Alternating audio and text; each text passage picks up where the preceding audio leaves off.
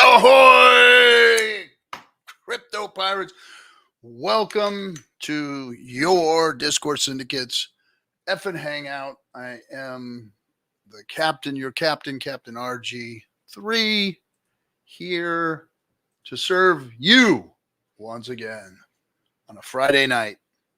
For those of you too boring to be out doing what you should be doing, having a good time, partying, eating with friends. No, you guys sit here and watch live streams. Anyway, thank you for being the boring human beings. I'm here sitting down doing it every night or every Friday night. So who is more boring? Anyway, hello, Melv Tony. Welcome. Thank you for joining us. Let me make sure something don't look right. Something don't look right. No, it looks good. Looks good.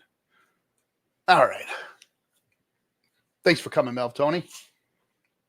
Ladies and gentlemen, Melv Tony will be dropping these signals. Hopefully we get a DS pump here while we're live streaming. What are we at? 118. 1 penny, guys. We are at 1 penny again. Boy, I remember when we were like, wow, 1 penny would be so awesome to hit. And we hit it. Then it started moving very fast after that. 3 pennies, 10 pennies, 12 pennies. 20 pennies, 30 pennies, 40. Moved fast after that. The doubles came fast. All right, Sandy Beach, my lady, how you doing? Good to have you. Hexmade. Hey, what's up, Hexmade? Let's see, Eagle Owl. D-Gen Protocol is in the house. Mr. Mike McCormick, 5 for a penny. Okay. What's up, Hex Monkey? Me and Hex Monkey hung out at in San Francisco this last week. Thanks for dinner, bud. It's nice to get dinner bought for you every once in a while. I'm usually buying the dinner. Took me to a badass seafood place right on the bay there. Enjoyed myself. And I'm sure that San Francisco has some bad parts, but the part I was in wasn't too bad. Didn't look that bad. It was very clean, tidy, happy people, and cars that drive themselves. Have you guys seen this? The what's it called? It's called doggone it. I can't remember the name of the thing. Motu. I can't remember. Anyway, it was a car that drove with no driver. Had all the spinny deals and navigation stuff on it, and it drove on its own. I rode in it once. Let's see. Tofu369, what's up? Is Tangang done? We need them back. I don't know. They kicked me out of their little club a long time ago, so I just let them be. You know what? I want to tell you guys something. In this world, we have leaders and followers and everything in between. Be careful of crazy, absolute nuts fucking leaders. Just because they're loud and strong or act strong doesn't mean that they're good leaders. I see this all over the place. Look at P. Diddy. Look at P. Diddy. Everybody was following P. Diddy. Everybody thought he was a shit. And look what he did. He's dragging motherfuckers down with him because he was a weird motherfucker. He was weird. He was freaky. Just because your leader is freaking charismatic and loud doesn't make it right, man. Stay away from that shit. Stay away from that shit. Watch out for the egos. When you got egos, when you got people who don't give a shit about you or anybody else, or they're doing their own thing and they're fucking telling people they're the best and they're the this, they're the that. You can always tell when people are talking about themselves like that there's a problem. Don't follow that shit. You end up in the fucking toilet with them. Anyway, and I wasn't aiming at anyone in particular over there, but yeah, you've got some weird shit going on in all of these sub communities within the Hexican community. Strong and wrong, idiots, whatever. They all end up going the same way of the dodo bird, you know? Yep. Let's see. Hexadecimal, what's up?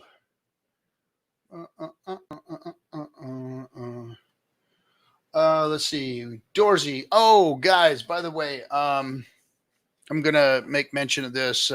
If you were with us last week, Doorzy kind of announced to us that he didn't kind of announce. He did announce to us that he lost his wife tragically last week. So our best to him. If you would like to donate to their cause, the link is in the description here. They have a GoFundMe page. The family needs some help and whatnot. And if you are a part of the community and you appreciate Doorzy and all that he given here, which I do, then you can go ahead and check that out. It's down in the description. I think SJ put it in there. So thanks, Doorzy. Glad you're here with us. Brown Farmer, what's up? Hey, Funding Jim. We got Waymo. Yeah, that's what it is. Waymo is the name of the car that drives itself in San Francisco. As a professional driver, fucking that shit. Hey, bro, I hate to say this, but that shit is gonna like take over cities and shit. Like Uber is gonna be gone. Like driving truck is going to be gone. It just is. I'm sorry. This stuff is freaking good. They're gonna have their issues or problems, but it works, man. And it just, unfortunately, human beings are going to have to work on those cars, get jobs working on those cars and making the products that go into making those cars, and supply and support for that. There's going to be more jobs, but humans got to retool because they're going to take that shit over, man. They're going to take it over. It's, I remember when I was working as a millwright, I worked for this one shop that was sending long haul trucks back and forth from Arizona to California. And there was a human in the truck, but the truck was driving itself and the human could take over if it wanted to, but they already have them. They already have big rigs that are doing this shit on their own and everything. So, and of course this Waymo thing was like, boom, you hit the app, comes, picks you up, has your name rolling on the freaking thing. You put the music on, whatever you want from the app. And really, really cool stuff, man. Really cool stuff. Hey, Vibra Finance, what is happening? Hexmate, how you doing? Let's go, fam. We deserve to be here. If never left. Yep.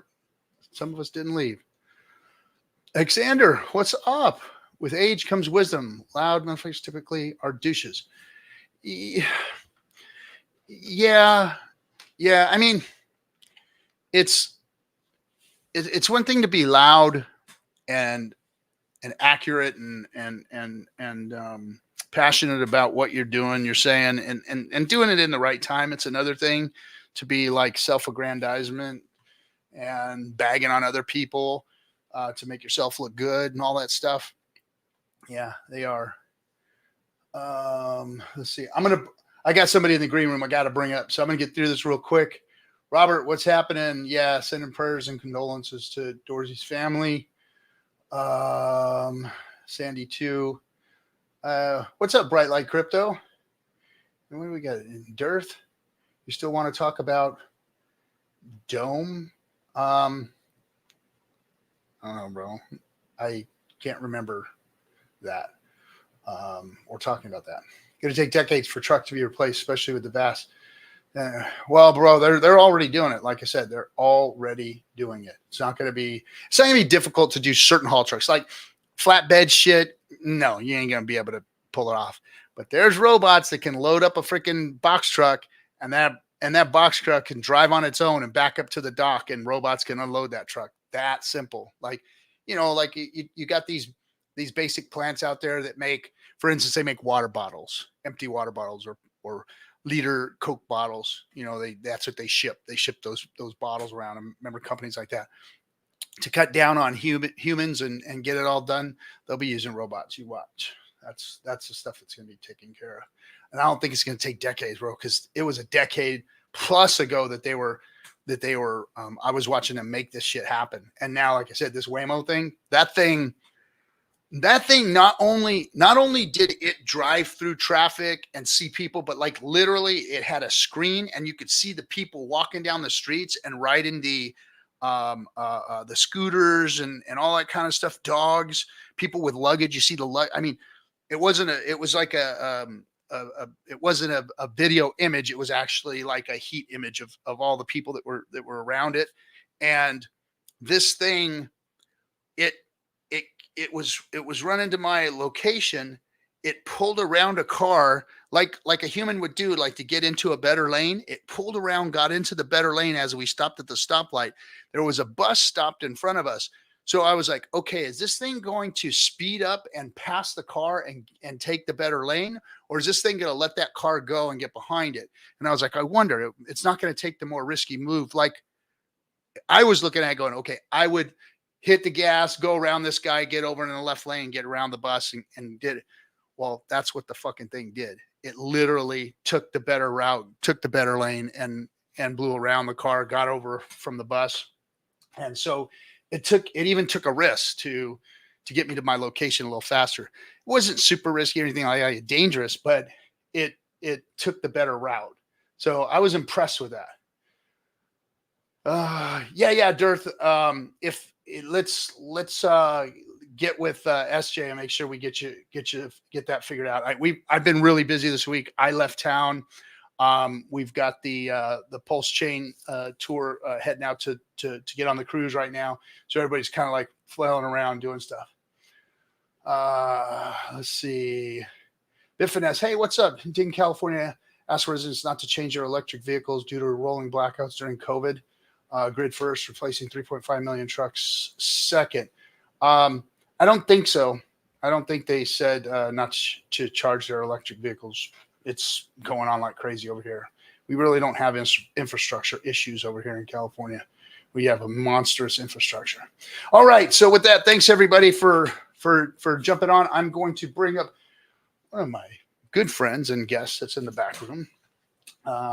Ladies and gentlemen, from the Tank Talk Wireless, Rack. What's up, dude? What are you saying, buddy? How are you? How you been? I'm good, man. Good to see you. Good to see you. What do I owe this privilege of you coming and joining us? Yeah, man. I didn't mean to barge in. I was actually just talking with Brad, and he's obviously getting excited to go on this cruise. And we were just talking about you, and then I flipped on my feed, and there you were. So I figured, I'll run over, man, and wish you a good trip, and then I wanted to ask you about Burning Man, how that was, and yeah, man. Figured it's been a little bit. I thought I'd stop in and say hey. So, so when I was in San Francisco just the last couple of days handling some business, I had a little issue. So I've got a personal issue to take care of, and I had to literally transfer I'm not going to be on the cruise. So I've got a family emergency I have to take care of. I have to go out of town and get to Colorado to my family. But no, I'm sorry. Yes. So I'm bummed out about that, but you gotta take care of the fam. So got to get out there for sure, help the mom out and whatnot. But a little more notice, I could have filled in for you, man. I would have taken care of that spot for you happily. Yeah, I got that. You can't go, man. I got the really nice room too. The one I got is like right there on it was this suite overlooking the what do you call it, the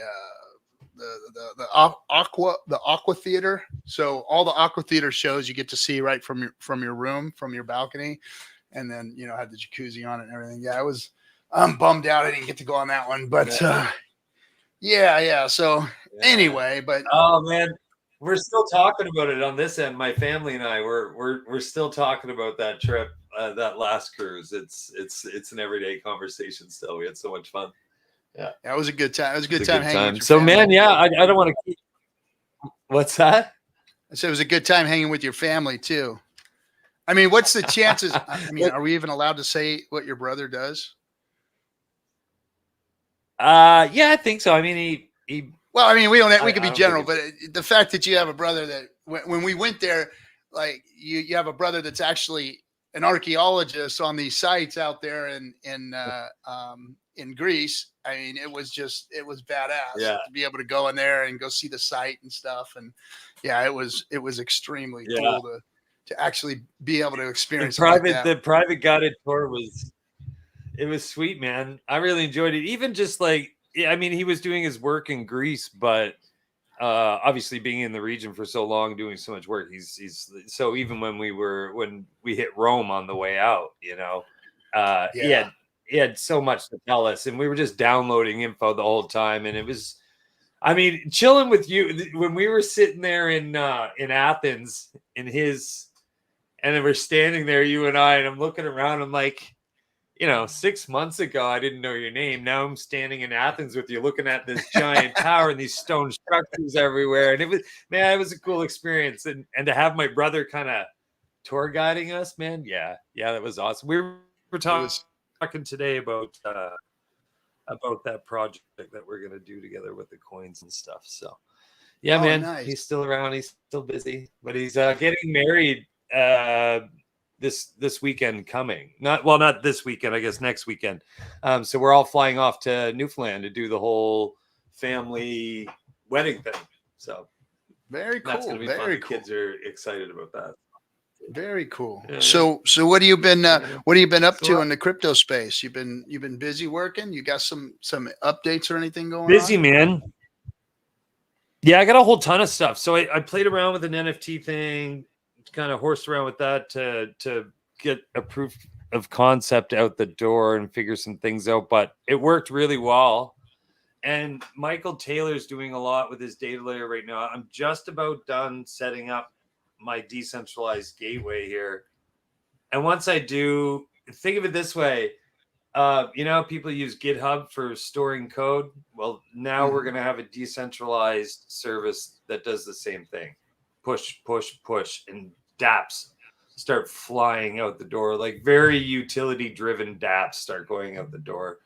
That combined with our L2 is there's a boom about to happen on the utility side, at least within me and my circle of people. So nice. It's going to be pretty slick. Nice, very nice. Yeah, man. Cool. Just some, you know me, some the more the nerdier side than the art side or the trading side. It's more the utility side for me. So hanging in there. I'm talking to. How'd you make out with? I won't say his name on here, but our friend there with that project. You guys stay in touch or get back in touch after? Yeah, of course. We definitely need to get a meeting together. I sent you a message, but we'll the Burning Man project is on. We want to put together an art project for Burning Man and make it crypto centric. Those tiles were cool, eh? They're very cool. Those tiles. That's gonna be, man. So there's these for the audience, so they don't understand. So we're trying to put an art project together, and there's these tiles. They're called flip. What are they called? Flip discs or something like that, or electromagnetic flip tiles.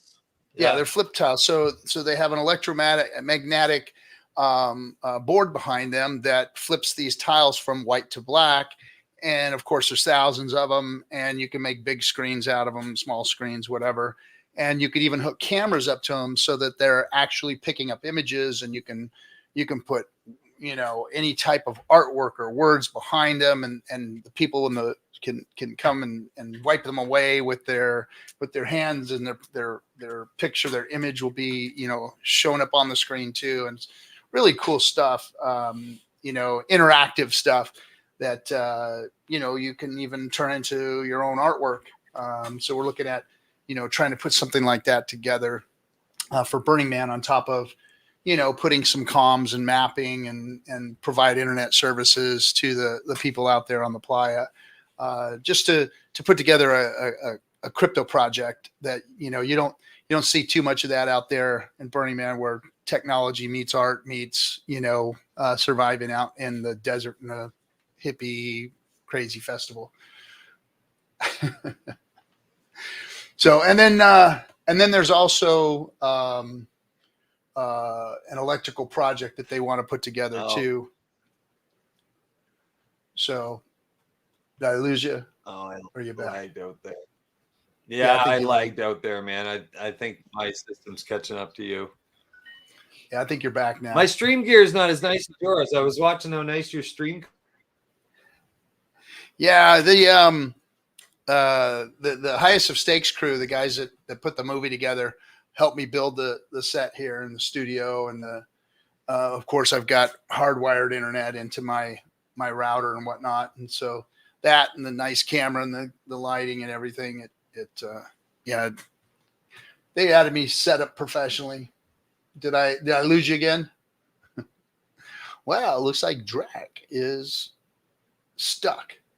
All right, well, let me tell everybody if you don't know what we're doing here, this is Discourse Syndicate. This is the FN Hangout, meaning that the stream belongs to you.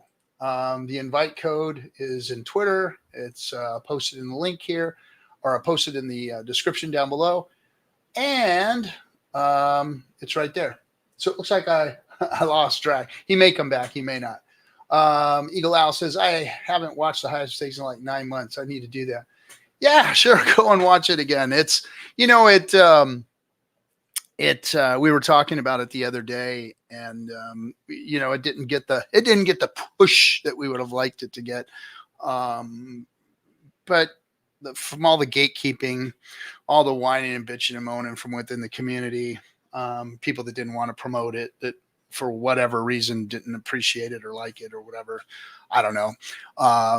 It didn't make a big splash, but it's there historically, meaning that I'll guarantee you we get a big bull market. Richard wins his case. Hex goes to the moon.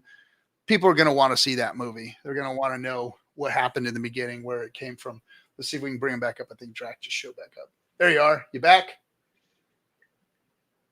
Yes. Sorry about that. Yeah, you're still coming in kind of wrecked. You're there, but you're kind of wrecked, lagging.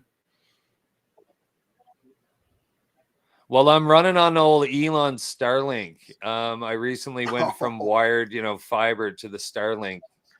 Yeah, so that could be it. Yeah. Damn it. Yeah. Probably. Anyway, well, I'm gonna let you go anyway. It's late here, and I just was popping in to say hey and wish you well, and hope you and the wife and the kids are good, and say hi to the crew and SJ and everybody, and Kaylin, of course. Will do. My homegirl. Will do. Yep. Will do. Just to let you know, just tell your brother congratulations from us, and you guys have a good time. And hopefully we'll get on the phone soon here. Get that next meeting set up for the project, for the Burning Man project. I already started prepping a little bit of things on the side, putting some parts and some ideas aside. So yeah, definitely. I'm excited about that one. So we'll talk soon, man. Take care, Captain. Have a great show. All right. See you, bud. Thanks. Later. And ladies and gentlemen, that's Drac from Tank Talk. If you don't know what Tank Talk is, he built an NFT that is a communications device. You can text message. It actually has all the functionality of a cell phone. He just hasn't released all the tech yet because he's wanting to make sure that it is somewhat compliant, that it doesn't sit in some weird, look what just happened to Telegram.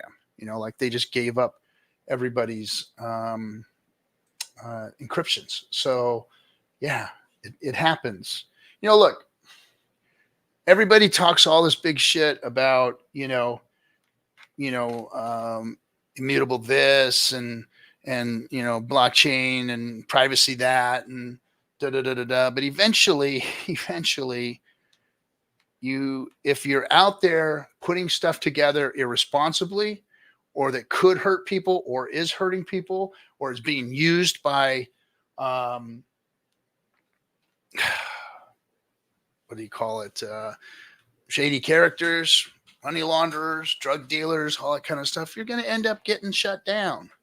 Especially if you're somebody trying to do the right thing, you're out there in front of everybody, you're not hiding, blah, blah, blah, trying to build a business. But if you put technology out there that's going to hurt people or that people can get hurt by, you're going to get caught. You're going to get shut down. You're going to get the authorities after you. And look at everybody in crypto. Everybody in crypto who talked like a badass, who thought that they were going to get away with it, who thumbed their nose at authority, ended up getting caught one way or another. Some of them are doing life in prison. Some of them just got out of prison. So the best way to do this is to figure out what's going to be best for everyone. What is going to be for the best of everyone? And I know that that's not a popular opinion around here because a lot of you don't get it. You don't get it. You don't want to get it, and you're not going to get it, and that's fine. But maybe one day in life you will. You'll understand that the greater good is what's best for all. And Drac understands that. He knows that if he puts something out that could hurt people or give really bad people access to privacy that they don't deserve, then he's going to be on the hook for it. And he doesn't want to be that. So I get it. I totally get it. His technology is great. If he launched it, it would be a badass tool. But he doesn't want the risk of whose hands it could fall into. Because we got some freaky motherfuckers out there. And you gotta be careful. You just gotta be careful. And a wild SJ appears. What's happening, SJ?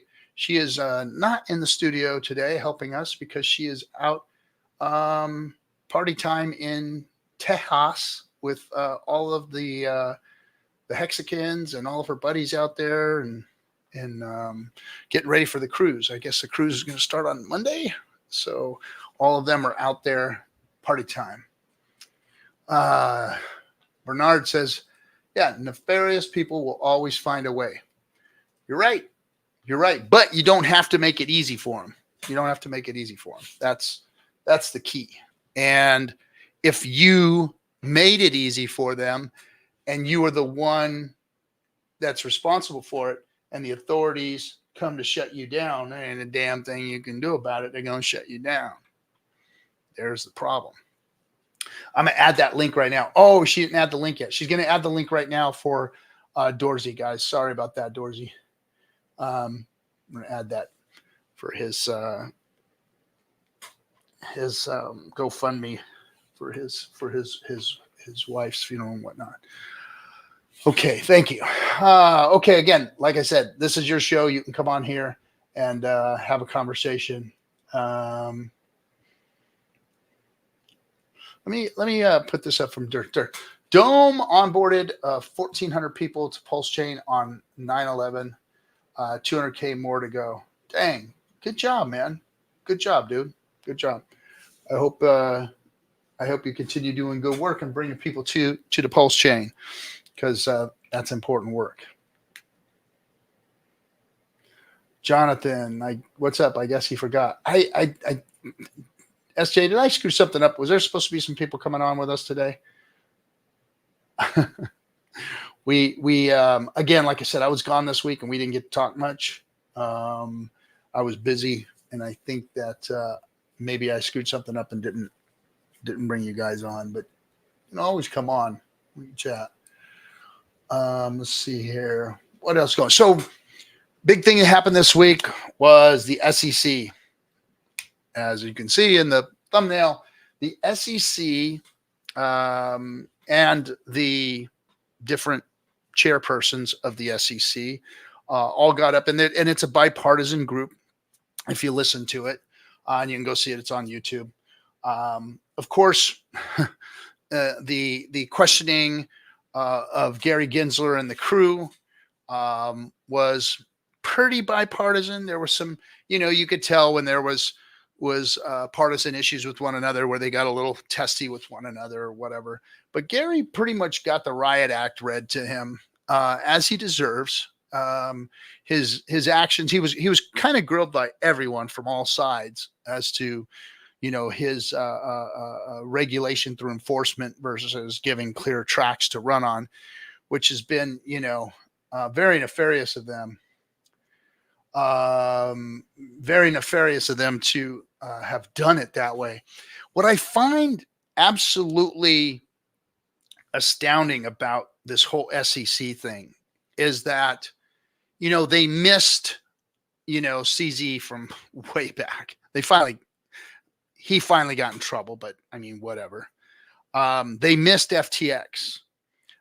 They missed a lot of things, but they went after people like me. Like, I mean nothing in this space. I'm just a mouthpiece for something I like. I don't get paid by anyone. I don't belong to anything. Richard Hart doesn't endorse me. I think that he's built a brilliant project or a product in Hex. And we'll see how his PulseChain does and how his PulseX does. But he and I have nothing to do with each other. And we've, mentioned that. And you've got other people out there that are doing nefarious shit. And the SEC went after us and missed all this other shit. So when I think about it and I look at Ginzer and what he should have been, what should have been told about him is he's inept. He didn't go protect anybody. He's going after people he should have been protecting. Like, when it comes down to it, the millwright that needed a retirement plan, myself, let's just say my good friend Nicole, you guys know her as Nerd Girl. She's a single mom trying to buy a house for her and her daughter, working in the crypto space, staking her Hex to try and build a plan to buy a home. It's people like that. It's people like Doorzy. It's people like all of you that people need to know who we are. They need to know our story. They need to know that we're just normal people. We're not just they lump us all into this crypto bro thing, right? Like we're these just want a Lambo, want a Ferrari, want some $5,000 tennis shoes and hot chicks, and we're gonna help money launderers, drug dealers, and terrorist organizations get what they want, so we can get what we want. That's not what we are. There's people here trying to make their way in crypto, trying to put out good products, trying to promote good products, trying to show, hey, we're here, and that's the story that needs to be told. Let's see. Eagle Owl says, I listened to all 5 out of the hearing while working at my day job. Good for you. Good for you. Some multitasking. It's a long listen to, but it's good. There's a lot of good nuggets in there. And there's a lot of, like I was telling everybody the last couple of weeks, like, get yourself prepared for what's about to happen, what's about to change, how regulation is going to change. You could see the sentiment there. You could see who was upset. You can see who felt defeated. You could see who felt like they were winning. You could see in that there's a big story to be told, not just the things that they said, but the way they all acted amongst one another. Learn who all those players are and watch that again. And you will start to see unfolding before you what the crypto space is going to start to look like based on U.S. regulatory. Now, what does that mean to everybody? To you, it might not mean anything if you're not in the U.S. or you don't care about the U.S. or you don't think that the U.S. has anything to do with which way crypto is going to go. I tend to think that the world goes the way that the U.S. goes. But in this space, the U.S. is being lagging and left behind, and other countries are taking a lead. And that's why you see a lot of people nomading, because other countries are being treating people with crypto better. And, I see that firsthand. There are a lot of countries out there that are treating crypto nomads a lot better than the U.S. is. And hopefully the U.S. pulls its head out of its ass and it starts to do something in the right way. But I think it's going to take us going out there to tell the story of who we all really are, and that we're not a bunch of Martin Shkreli freaking, crypto bros, which is what they think we all are. So we got to get out there and tell our stories. What's Melv Tony saying here? Let's pull this up. Let's see. It looks political. Oh boy. Sorry to be a downer, but UST just in new ICE report levels. Biden-Harris administration has let in 425. Oh geez. No, you're not even from here. All that stuff, man.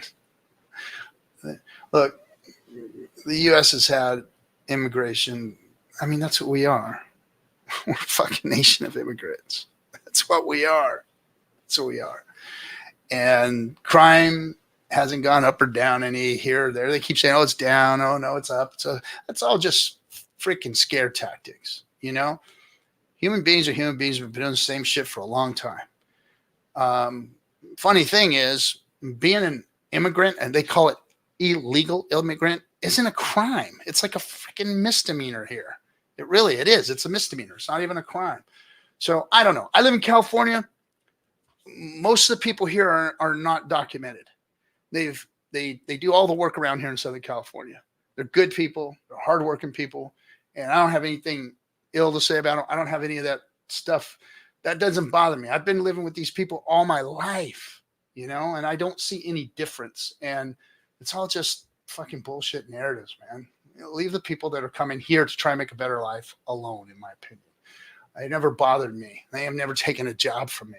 I've worked alongside a bunch of them, so it's whatever. Let's see here. Gold Coast Garage, RG3 Europe. Well, thank you. I don't know what that means, but sure. Boss of what? The boss of what? This here chair and these freaking screens in front of me. Maybe that's about it. Let's see. Swear works, but I'm not bashing you, Mel. I'm just saying that, I don't subscribe to the, I'm not worried about people coming in, it doesn't bother me that much. Let's see. Swearworks says the SEC chair, Gary Gensler, testimony was 3 days ago. Does it even matter, or are people held to account in these sessions? Is it just government circus with no meaning for people like us? So here's the thing, and you're right, and you're maybe you don't see the value in it. So having a hearing means that everybody gets to state their case. And what I just told you a minute ago was, look at all the players, look at their questioning, look at their answers, look at who's saying what. That's what's important to gauge which direction you move or you understand. If you're out here trying to do things, trying to make things happen, especially in the political arena, you've got to understand the conversation. You got to know who's at the table and who's on the table. In my opinion, the guy in crypto who has his finger on the pulse of all this politically and who's winning is Brian Anderson, right? The guy, the Coinbase dude, right? Brian Anderson. Anyway, somebody will put it in there, his name. I think that he's got his finger on the pulse of this. He hasn't gone full freaking, throttle at the SEC, but he has poked them in the chest. And he hasn't gone full retard. Like, he's going to, DeFi's the way, but he did build base. They do have their DeFi space. They are the ones that are in front of regulatory. They are the ones that have not, they've done their own stuff. Let's not be remiss here. Bitcoin Cash deal with some of their employees, what happened that day and all that. But that person, it was like an individual incident, it seemed. But anyway, I'm not saying Brian Armstrong. But I'm not saying that they haven't done things that may have been sketchy, iffy, gray area, what. But I think that he's the guy that has his finger kind of like on the pulse of what's going on politically and maybe the guy that gets favor.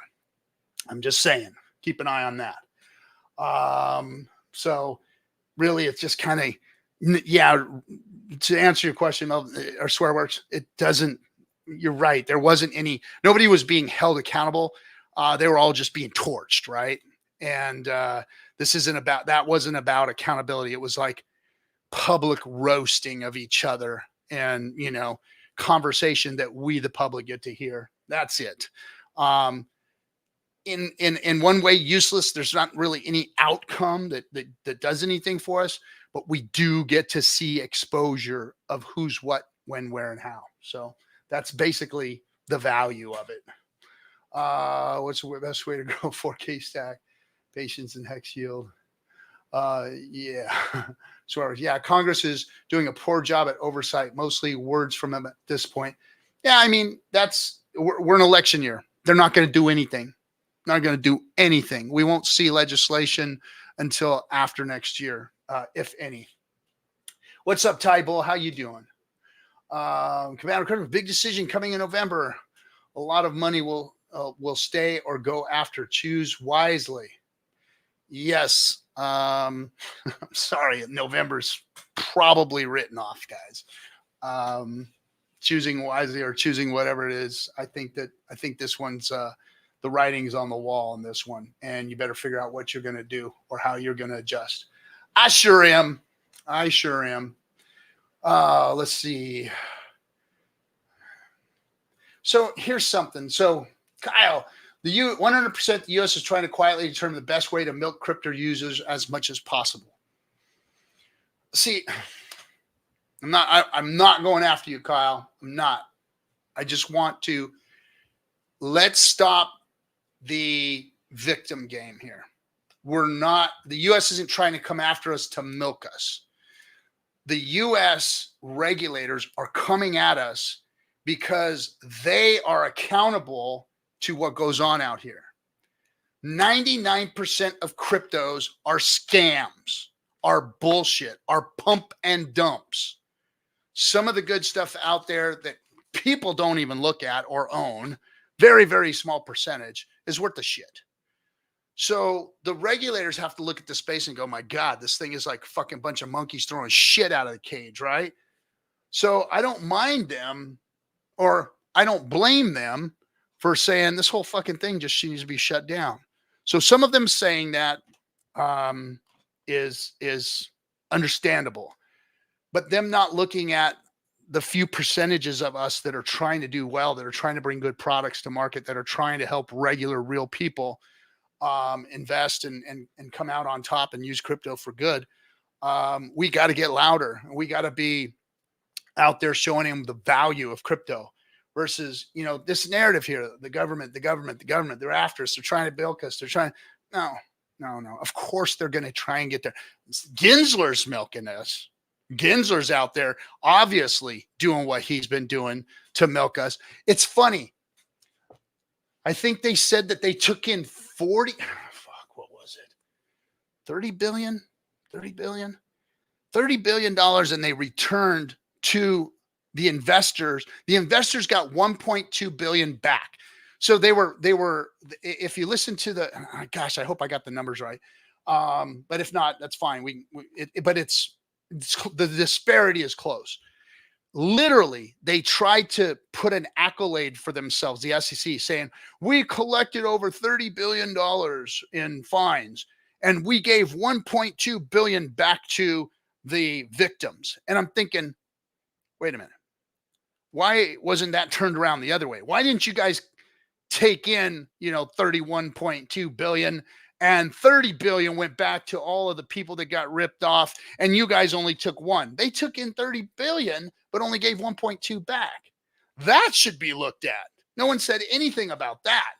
But we'll have to get the numbers 100% correct. I have to go and listen to it again and stamp it and get some notes. But yeah, that's what they said. It was literally that big of a disparity from what they collected and what they gave back to the people they're supposed to be protecting, right?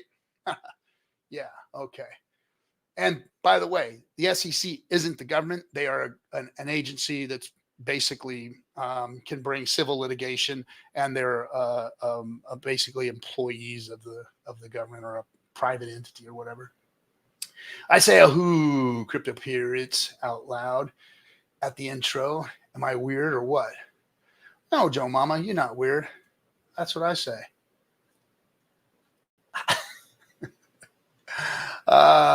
Just saying.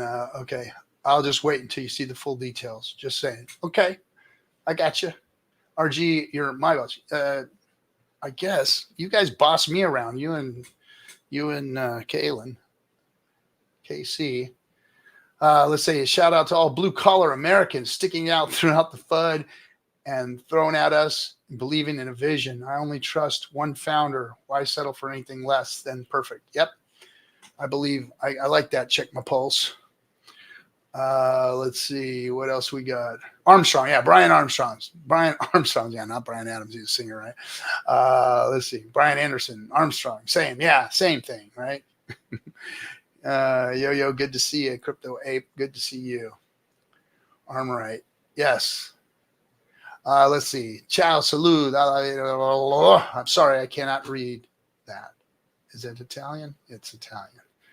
Oh my goodness, we got us a guest coming in, and we got us a guest that I haven't seen for a while. We are here to get wrecked, Trap Gravity says. Good, Trap. Get wrecked.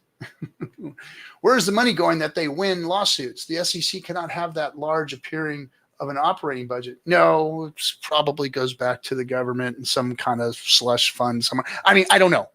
I shouldn't put that out there either. Like I just said, we shouldn't talk about those other things. That would be just speculation. I don't know where the money goes, but I would like to find out. So with that being said, got a good friend of mine coming up here and an OG Hexicans. Ladies and gentlemen, Gary Woods, Funny Jim. What's happening, buddy? Good to see him, man. I'm not sure my mic is okay. Can you hear me or not? Sounds great. Sounds Okay. great. I got a mobile setup. So I got a different camera that's like tracking me and all that kind of crap. Oh, that's cool. Yeah, it's all right. As long as you don't walk, off camera thinking that you're anonymous. You're like standing there in the bathroom.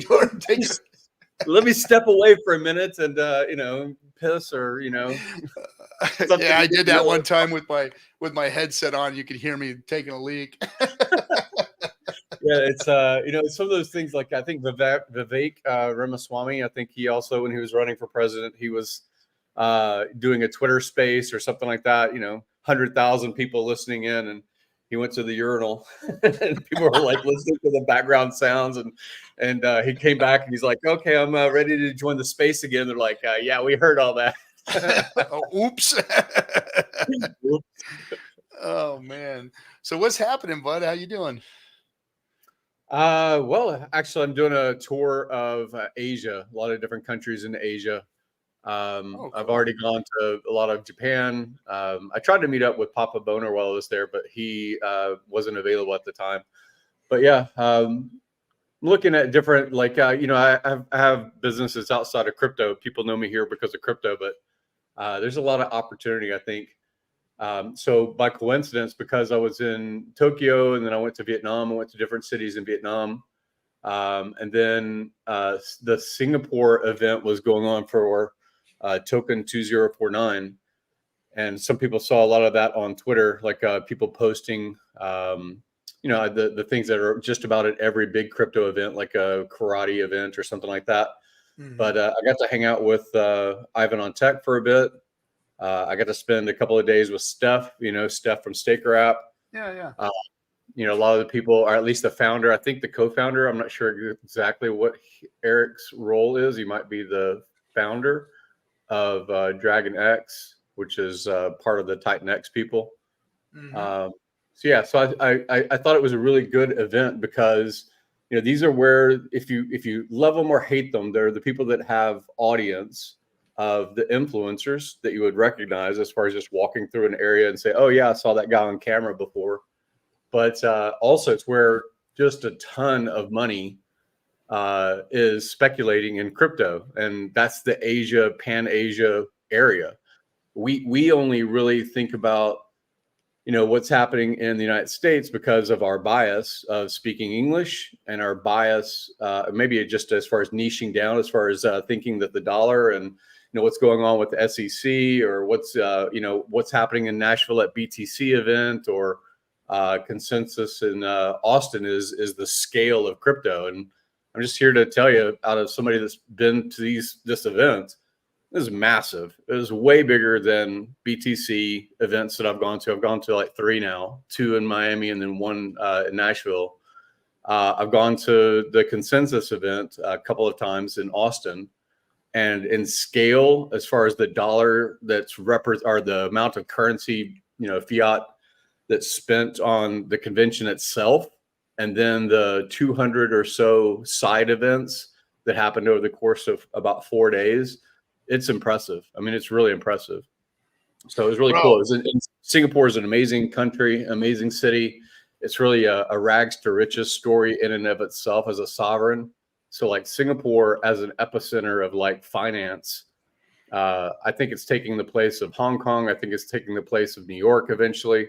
Like the scale of like commerce that happens as Singapore being a hub is amazing. It's just fantastic.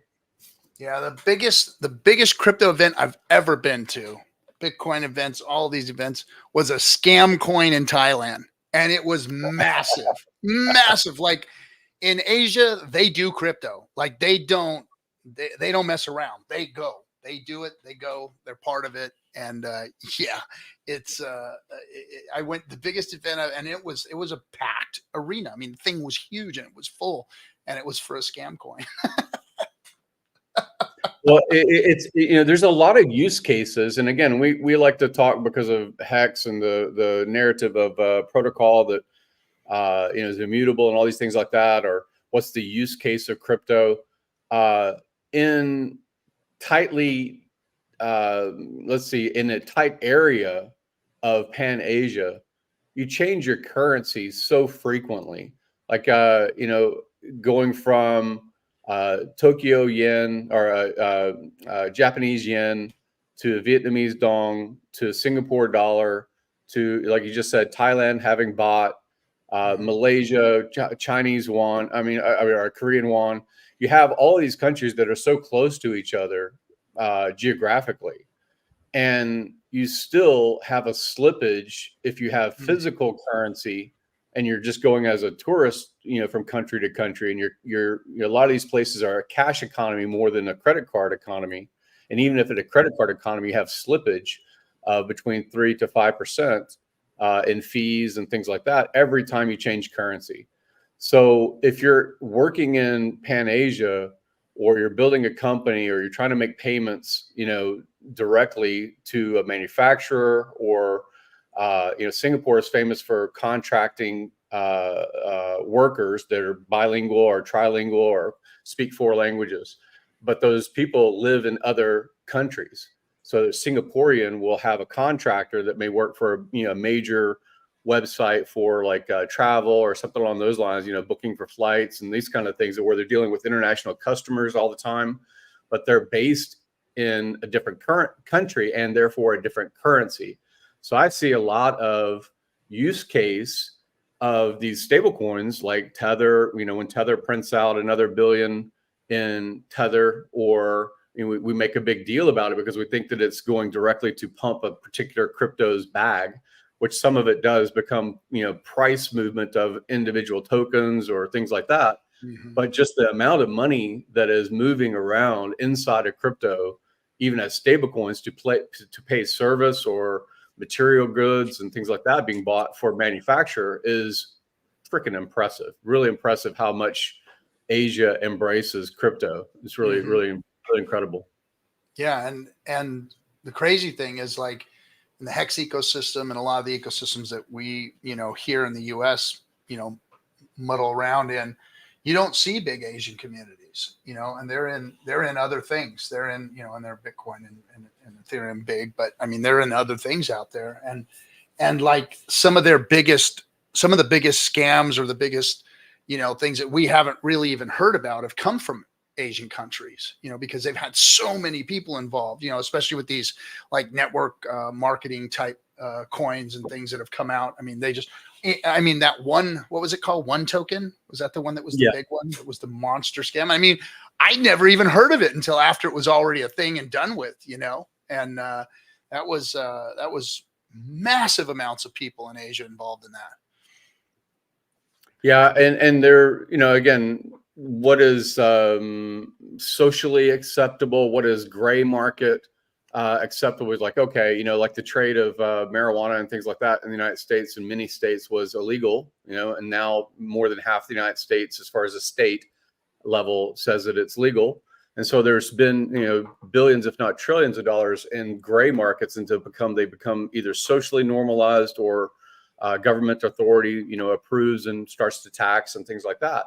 So I think that that's the same sort of thing that's happening in the crypto markets, not just because, Silk Road history, or like you said, or scam tokens and things like that, basically trying to pilfer value from other protocols, and just dump those on the market, like the trade as far as one token for something that has a higher value or whatever. So yeah, I see a lot here that we don't embrace as a community or a culture, maybe because we have blinders, or maybe we just, again, language barrier. If I think that if people that have a bit of capital or a little ambition outside of crypto speculation, if they actually try to build I deal a lot with real estate in different countries, and if they try to deal with different cultures and different language and different ways of moving finance fiat around the world, they would understand the real power that we're sitting on inside of cryptocurrency, inside of things.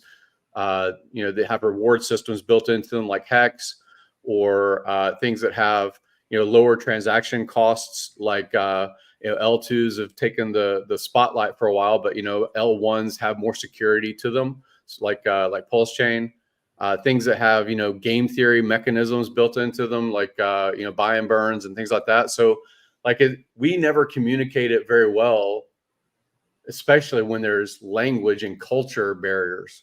So yeah, I think that people should, if you do have a little bit of resource, time, interest outside of only speculation in crypto, you should get out there and understand that the world is far bigger, and there's a lot more money outside of our United States realm than we're aware of.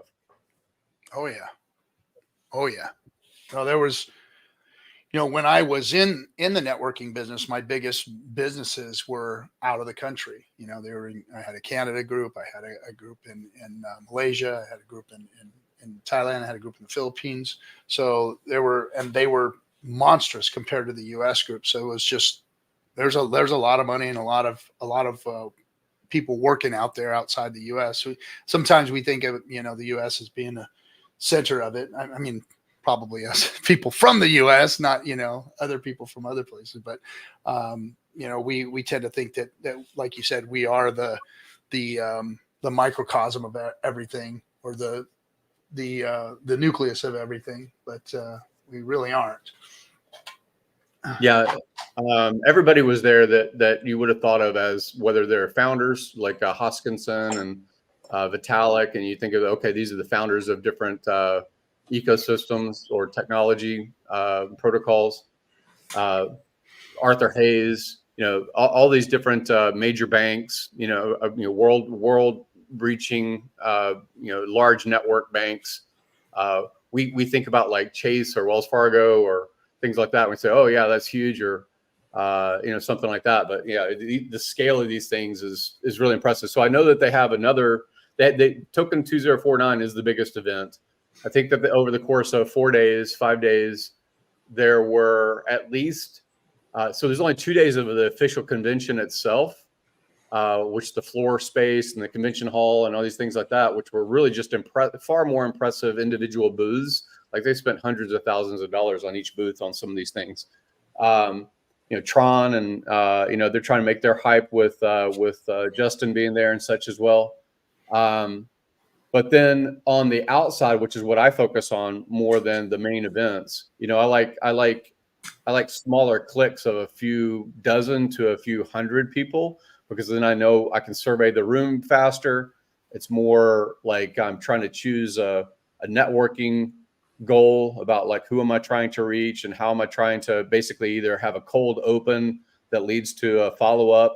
How do I understand a person pretty quickly in conversation, and then try to parlay that into some network, like connection or something like that, connect them to someone that they're looking for, or vice versa. So like, I love the networking in person stuff more than I love any of this social media content. I hate social media, honestly. But these events were amazing because Singapore itself is obviously a small country, and then the hub of it, which was around the marina, which is more famous architecture and things like that, really iconic buildings of Singapore. Every single cafe, every single coffee shop or small restaurant or bar or whatever was a crypto event, basically for 4 days. And also there's a lot of capital that was in the space of that week or so, because F1 was going on. So they had an F1 race that had, billionaires, and booths and things like that, watching cars zoom around the city, mixed in with, crypto bros and all this different content creators and things like that we're aware of. So yeah, it was around, like I said, they have a list that they posted of the side events, and you could say, hey, we're going to have a little like meetup. We're going to have a little like, meet and greet, more than a hotel room, like, a little ballroom, or like I said, these cafes and such. And I really had a pretty good conversation for, probably about an hour and a half or 2 hours total, little 5-minute stint and then another 5-minute stint later and things like that with Ivan, and networked pretty well. Steph from Staker app and his new project, a lot of, and I think some of the things that they're doing with the builders that are actually at these events are the ones I respect the most. The ones that are building software, they're building, they're launching, whether it's their own project or they're supporting someone else's project. When they're at a big event like this and they're actually doing the work, I think, in my opinion, of personal glad handing and things like that, I think that's impressive to me. That's awesome stuff to me. So like I thought the event was the best thing I've done in about a year. Yeah, well, it's real work. It's real work. This, like you said, the social media thing, and the reason you don't like it is because this is not how businesses should be conducted. I know that a lot of people do conduct business that way, but I haven't seen it work. I haven't seen it build leadership. I haven't seen it build strong relationships or businesses. In fact, all I've ever seen is mostly failure from all of it. Through social media, interaction, trying to build businesses in this space, especially with there's just a big leadership gap here. There's a gap with business acumen. There's a gap with integrity. These things are all best worked out in person. And like you said, glad handing, getting to know people, seeing people's eyes when you're talking to them and that kind of stuff. It's, I don't know. I'm not a fan of it all either. And the people that are out there doing that and meeting and greeting and getting sweaty, that's where the real work's being done, in my opinion. So good, man. We're hoping to turn the PulseChain event into that. The 369 conference is going to be in Vegas. We're trying to get DeFi projects there. We're going to get booths there. Again, people glad handing and talking about what they're doing, what they're building. And that's going to be in March next year in Vegas. So we're going to be doing that once a year, trying to put on a pitch fest and a hackathon type of situation where people can actually, show their wares and their worth on the PulseChain. So we're going to be doing that ourselves, and hopefully that'll grow into something big. It's interesting. I hadn't been paying attention, honestly, to the interface. I have a lot of my stuff as far as like crypto and the ecosystem just on autopilot, whether it's, stakes or LPs and things like that. I don't really pay attention because I don't travel with access. But recently, basically because of the event, I looked at PulseX platform as far as like the web interface. And I hadn't noticed, I saw that Matt or Crypto Coffee had made some content about the stablecoin pool that's there now and how that kind of acts as a balancer between 3 different stable coins. Mm-hmm. I thought that was interesting. I thought that I saw that the APY as far as like stablecoin earning stablecoin to sit through a bear market. I wonder what the strategy is from the game theorists and things like that put these things together. Of the boom bust cycle effectively of cryptocurrency, like how there's effectively a 3-year dip that becomes a dip, that becomes a floor, that becomes a reignition of the animal spirits and speculation animal. So like I wonder how this is really going to play out with things like stable coins earning yield of more capital during, whether it's to sustain a person and their finances for a bear and maybe quell some of the emotionality and potentially, compete with, banks, in general. I saw that the APY for stable right now is like 13% or something like that. But that's with a liquidity of around 1.2 million or something. So if you basically double that, if you put 1.2 million in, then that means that you're going to probably have the APY. So you'd be earning like 6 or 7%, which is comparable to everything else that's out there. High yield interest bearing account and things like that. I just thought it's really interesting to figure out what the next bear will be after the boom, Mm-hmm. As long as we can get into the boom. Yeah, get into the boom. Get into the boom. I've had this thing before, which I've said all of these years is, figuring out relatability. Like, what got someone interested in crypto? Was it because they were a fishing buddy and a conversation becomes, this talk about finance or about debasement? Like, how do people funnel into crypto? Like, what are they frustrated with? And I think that sometimes when we've been doing this for a couple of years, like I respect you a lot because you interface with so many people in real life, in the social media content that you create, as far as your YouTube channel, your openness on FN Hangout and stuff like that. Like you're an open funnel as far as like this, and you're a leader in the community. By far, one of the top 2 people I think of as far as respect of putting content out there regularly. So like, it's just interesting to think about like how we funnel is really where the price goes. Like if we're good at marketing, price will follow. If we're not so good at marketing, price will follow. Well, I mean, it felt like we were all, firing on all cylinders, when it started moving down. So it was like, how much, a lot of my thoughts were, how much did we really affect all of this, from, having all the YouTubers we had, having all the social media access that we had, having the movie out, everything that we were all doing, the conventions, the meetups, all we were firing on all cylinders, and everything just started, going down. So how much do we really affect that? And that had me thinking a lot over the bear market, even though, I continue to put out content. And I continue to say, let's just bull through this. Let's just keep going. We'll get through the other side of it eventually, 3 feet from gold, don't stop digging, that kind of thing. And it's like, but always in the back of my mind, it's like, how much are we affecting? How much work is, how much value is our work really producing? And so that's always something that plagues me, that's in the back of my mind. And, sometimes it feels like you're being effortless and the price is just going nuts, because the person that wants to buy is buying, and it has absolutely nothing to do with what you're saying or I'm saying or anybody else out there is saying or doing.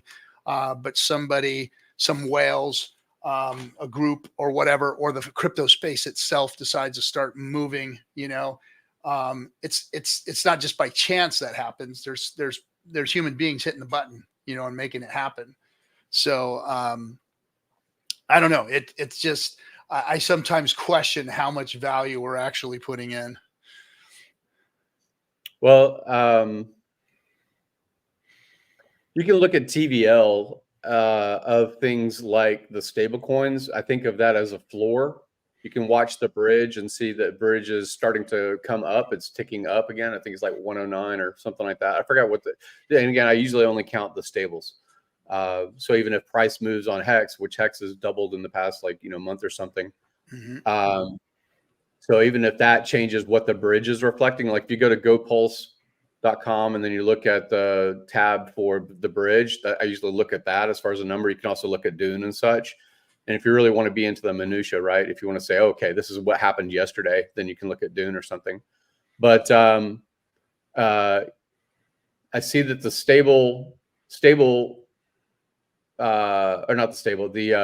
the bridge has ticked up, especially when I think that the number of Ethereum in the bridge is higher, but the price of Ethereum in the past 6 months dropped by a third. Like it was 3,500 and now it's like 25 or whatever it's at now. So it's interesting that we do have a more in the bridge as far as value narrative. With, again, if you're counting Hex's rise or Ethereum's rise, then you have more of that as well.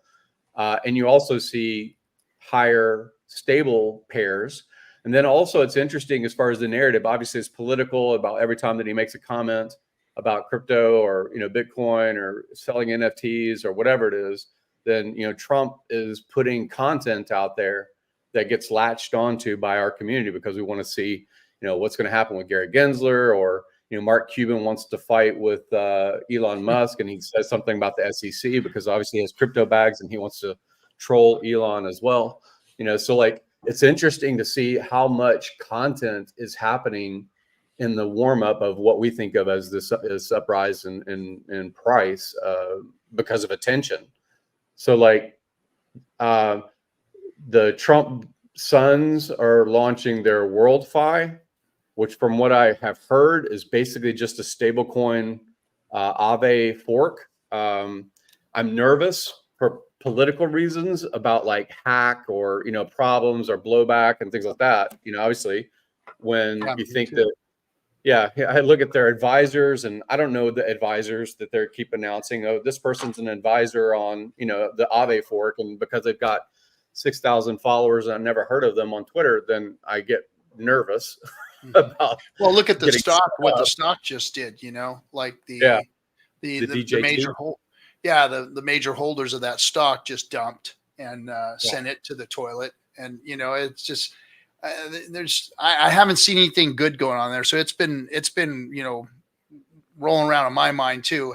How good is this, his son's thing going to do, or how good is it for the ecosystem if somebody's pulling a fast one or not being, or not actually, going to see it through, or, like what these guys just did. They just dumped on it, and they were the holders. They were the ones that put the thing together, and it was just like, what kind of crap is that, Well, the interesting thing is people that you and I know, I think you've met John Burns, very big in the banking and the insurance space. And he doesn't talk about crypto as far as like tokens or coins. He doesn't talk really about Ethereum or Bitcoin or even PulseChain and things like that. He doesn't talk about L1s. He really only had like as far as a crypto interest was NFTs, and it was because of his like art and wanting to be hip and things like that kind of thing. His interest in art stuff, but he has always for many years said that he wanted to be an insurance provider for stable coins. He wanted to be like some percentage, obviously, as far as like a fee to basically as a premium to protect the value of stablecoin hacking, even if it gets hacked. So like it's interesting that like an FDIC type of situation. Yeah, he wants the FDIC for stablecoins. So like it's interesting that I think that that's what's bringing like the WorldFi stuff, or maybe even examples like Buck with his platform. I think a majority of the volume on I can't remember if it's called Fux or what it's called, but basically their stablecoin stuff. Most of the volume I think is stable paired balance, just like what PulseX launched. And now I see that PulseX, I think, does more volume in their stable. I have to look at the numbers. Haven't looked in a while. Yeah. You're talking about the 2Fux, right? Well, 2Fux is the Abdul, I think. Yeah. Fast Abdul's aggregator. Yeah. So you're talking about Fux in the stable pool. Yeah, I think if I haven't looked in a while, but I think that last time I looked, most of the actual volume of on a daily basis or weekly basis that's traded is when people are trying to go from USDC to Tether to DAI efficiently. Yeah. And some of that's remittance, some of that's just people needing to change their stable into a different currency to send to someone else. Again, like I said, as far as like manufacturer or service or cross-border payment solutions. So like that could be part of it, of the stable economy. And then even like Justin's son with his fork, I think, of DAI or whatever it is, like on his own network and is USDC on Tron or something. So like there's a whole economy that's outside of the use case of casino speculation, you know? Yeah, the big moves I see are tethers. Tether still has the big moves, it seems. You know, whenever I see big Bitcoin moves or Bitcoin trades, OTC stuff, it's always with Tether. I mean, I mean, obviously because Bitcoin and Tether, but I mean, when you see the big stuff, when you get the whale alerts, it's always Tether's the one that's the big mover, you know, but always has been because it was first, I believe. I'm going to look and see what is on the PulseX. Now, the one thing that I heard in the SEC, did you listen to the SEC grilling of Gensler the other day? Yeah, but I mean, again, the grilling comes from Tom and it comes from Patrick. Patrick Henry about to step down. I mean, they've been grilling. These become like public shows to say sentiment, and maybe there's politics, maybe it's just grandstanding, but like, how effective is it? Like, but no, it's not about effectiveness. It's about the stance, I think, you know, because I was like listening to, what's her name? Maxine Waters was like, she was putting her foot down. We need this stablecoin bill done now. And it's like, okay, so if we see a big flippening of the U.S. House, Senate, you know, presidency, whatever, then that seems like that's one of the things that they're going to end up getting done. Now, how is that going to look? What that's going to look like, and what's the plan on the table for a stablecoin legislation? You know what I mean?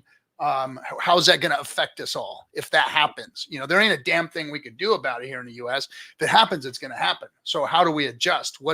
How do we position ourselves, you know, for something like that? Because it looks like when I was listening, that's one of the things that this administration that could be coming in is going to want to jump on, you know, is this stablecoin legislation they're talking about. And I haven't seen it yet. I haven't seen or heard anything yet about what their plan is for that. Have you? No, I mean, again, so the things that we see in the public view, whether it's what do they call it? The channel that watches all the politicians, all the. I know what you're talking about. The closed circuit television. Stuff nobody watches. Nobody watches, right? C-SPAN. Yeah, C-SPAN. So they'll say, you know, and you'll follow because it's one particular thing that's interesting. You say, okay, this has to do with crypto. I'm going to tune in and listen to what they have to say. And again, these are what we see in public. We don't know necessarily the machinations of what gets passed in law. And then even if something gets passed in law, what actually gets used as far as the elements of law. But I will say this, I just looked it up just now. So the dollar makes up a large portion of all international payments, 58% of excluding payments within the Eurozone. So the Schengen zone uses the euro, but 58% of foreign exchange transactions are dollar-based, 54% of the world. That's incredible. George Gammon makes a lot of content about what percentage of the world is touched or stored or sequestered. You know, people make their savings and things like that in dollar. They may have a local currency that is from their country, but for whatever reason, if they do get a hold of a Benjamin Franklin, then they still hide it under their mattress and store it, you know, without it folding and things like that, so they can call that savings.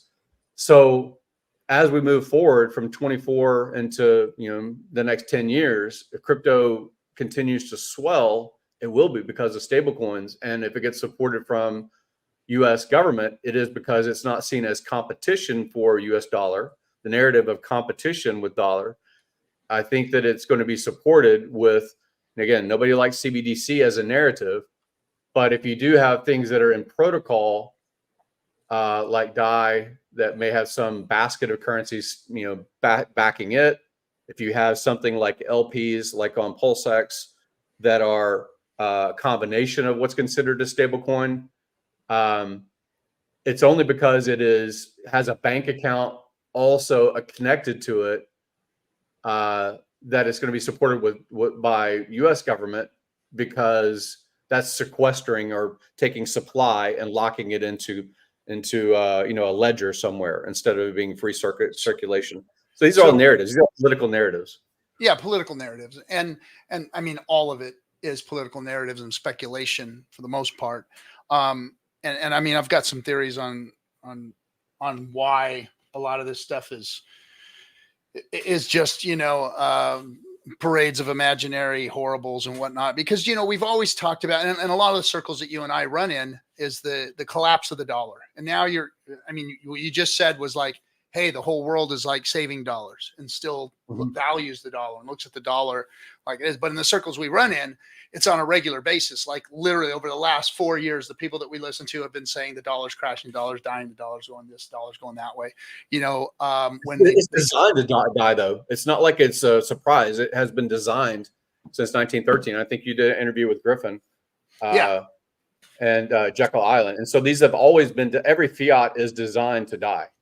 It gets kicked down the can for politics, or it gets kicked down the road until a generation dies off, gets old enough to forget or pass away. But basically, we have had multiple versions in the United States of the dollar. The dollar has had different backings, it's had different structures. And even when we have narratives, which again, I just commented about the narrative of, cryptocurrency having a quote unquote backing because of a bank account ledger that's holding dollars, in digital form. But even that, the cynic in me says it doesn't matter. These are memes, just like everything. Everything's a meme as far as the idea, intangibles especially. And just because of the event of the corona, beer, going through the world, they printed $6 trillion new dollars. So like even the idea of, it's locked away, that supply is removed from the market. It's locked in the form of a stable coin or a currency, or it's in real estate, or it's in the stock market, baby. It's circulating hard over there. all we pay attention to is the government going to print more. And we sit here like crackheads saying yes, because it's going to make our crypto bags go up. Yeah, well, we aren't getting it for sure right now. But I mean, look at the stock market. The stock market is like, the stock market should not be, I mean, it's obvious the printing of the money has flowed back into the stock market. Stock market is all-time freaking highs, like records the other day, record again the other day before that. And it's like, wait a minute. Nobody's supposed to have any money, right? It's like everybody's screaming and crying, oh, I have no money. Money was printed like crazy, and now the stock market's booming. I mean, it's just this. The situation that we're in is insane, and I don't know where it's going to go, but the one thing that I do, I have figured out and started to look at, I was hearing all this talk about the petrodollar and this and that, and then BRICS, and I was like, why is the dollar getting stronger and stronger and stronger, and the stock market's growing and all this? And then I was realizing, I was reading, well, you remember Smedley Butler's book, War is a Racket and whatnot.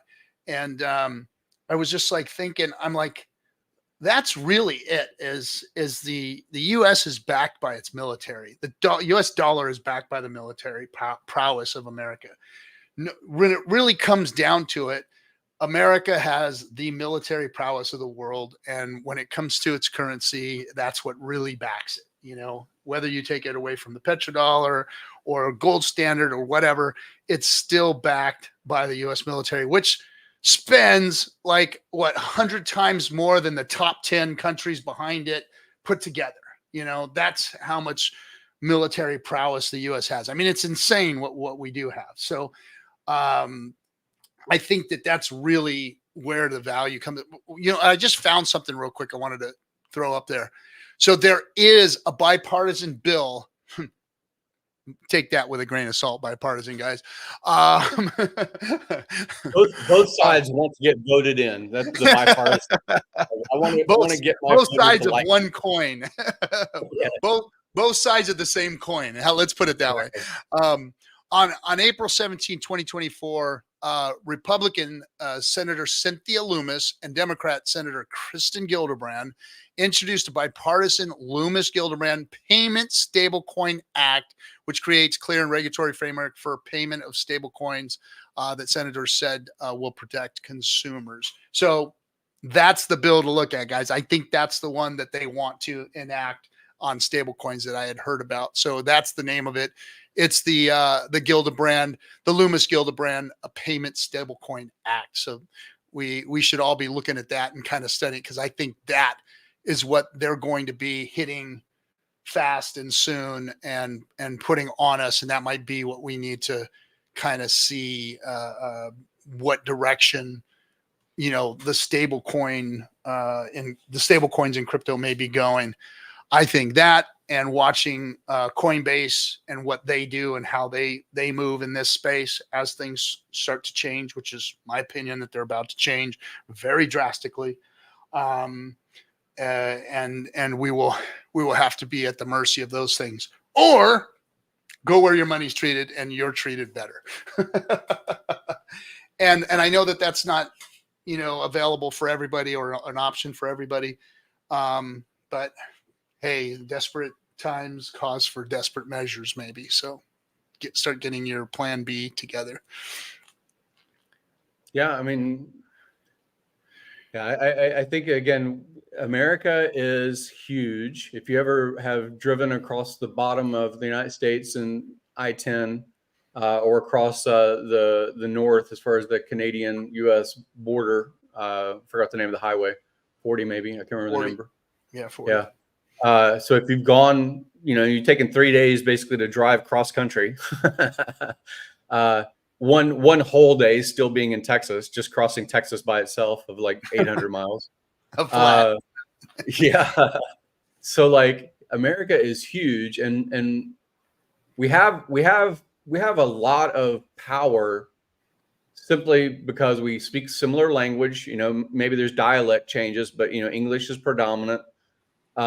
We have one currency as far as what we exchange in, as far as our fiat. We pay in dollar, or ledger entries on credit cards are still denominated in dollar.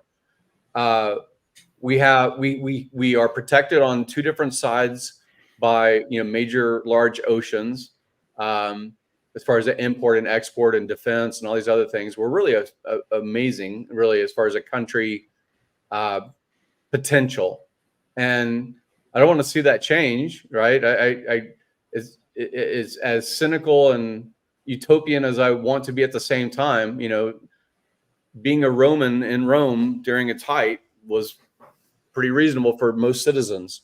Most people, they have reasonable lives. Now, there's barbarians outside, if you call them barbarians, but they're just normal people living their lives outside of the Roman Empire. So yeah, I'm traveling, like I said, maybe for the next couple of months, maybe until January or something like that, through all these different countries in Asia. And I had, my dinner yesterday was $4, I think. Nice, nice pork chop and nice rice and all these other things, and drink and everything like that. I think my total was $4. My Airbnb is something like $31 or something like that. It's a nice Airbnb. I can't get a side of fries for $4. Yeah, my transit, as far as they have different systems, but basically similar to Uber. I think my 25-minute trip to a temple was like $1.80 or something. So like, it's crazy that we are kind of boiling as frogs in the United States on our cost of living versus our value, Yeah, it's wild. Let me answer a couple questions here and then get to that. So, hey, Gregory Manarino, yeah, we follow him because he's actually been on this show before. We've had him on the show. Yeah. And Yellowtail, the American dream is now the American virtual dream. Yeah, I like it. Hey, I found in this stablecoin bill the 4 bullet points that it makes. But check this out. This is what they want it to do. So it is one for depository institutions. banks and non-banks, trust companies, with activities unrelated to stablecoins. Subsidiaries must be created for the sole function of stablecoin issuance. So that's one bullet point. Stablecoin issuers will be held to strict capital and reserve requirements, include holding one-to-one reserve requirements, thereby ensuring that stablecoins are fully backed by cash and cash equivalents. And 3, U.S. approved issuers may only issue dollar-backed stable coins, preventing algorithmic stable coins from entering the market. And there will be FDIC conservatorship and resolution should a company experience insolvency. Sounds like a cash grab there for me. But anyway, it all sounds good. But, I mean, in order for a stable coin to be a stable coin, it does have to be guaranteed. This whole narrative about algorithmic stable coins that we're seeing in the space here, when you've got guys that got monster bags that they paid $200 for that are worth, multiple millions of dollars, if it does peg to $1, does not make a stable coin. That's the thing that I shudder to understand why people even think that that's possible, and I know that that mostly the people that do want this to happen are people that have big bags of it or bought, big bags of it. And that doesn't make a stable coin. If you are holding a bag of something that you want to go into $1 so that you can be a millionaire or have $100,000 or $50,000 or whatever it is that you have, that is not a stable coin, guys. I'm sorry. It's just not. It's just another meme coin. It's another crypto out here in the space that is waiting for people to dump on it. That's the problem with our space, is that we've got people with big bags and we got people with big hopes. And usually the people with big bags are the ones that dash the people with big hopes across the rocks.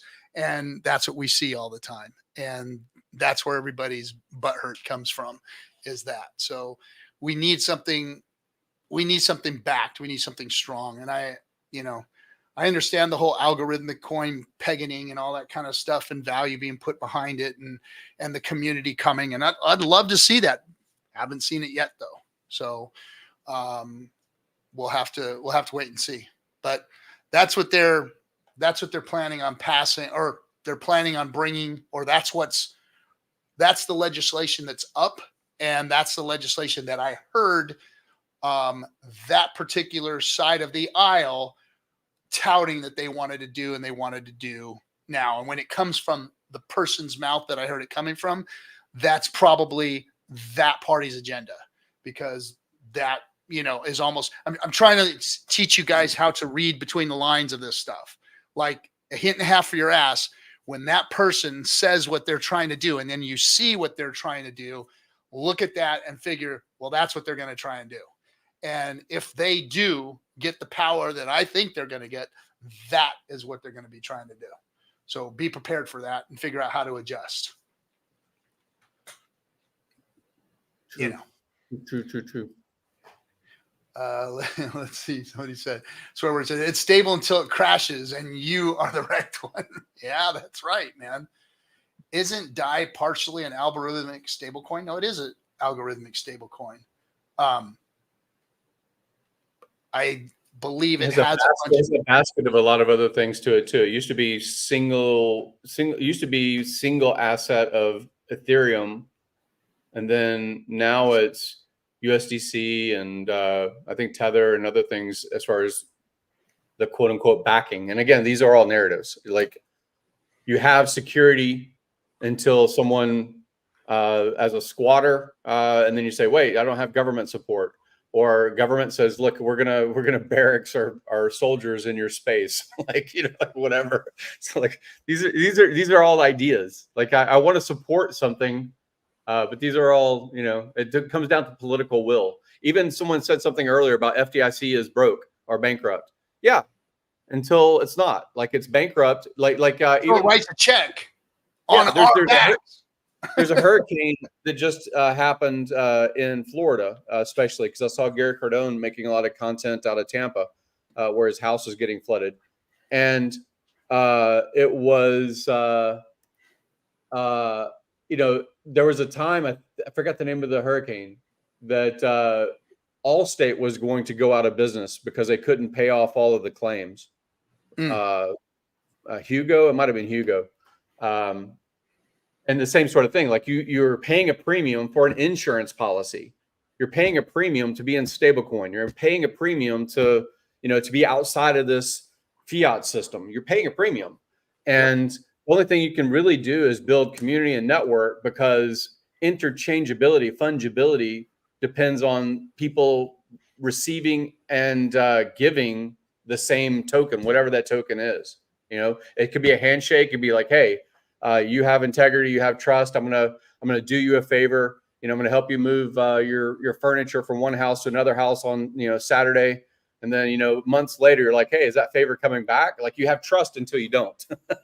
You're like, hey, that guy's always keep asking him for the payback of that favor or that $5 for lunch or something, and they're like, God damn it, So trust is there until it's not. And now we're a lot of cynics, and we're cynics and gamblers in crypto, honestly.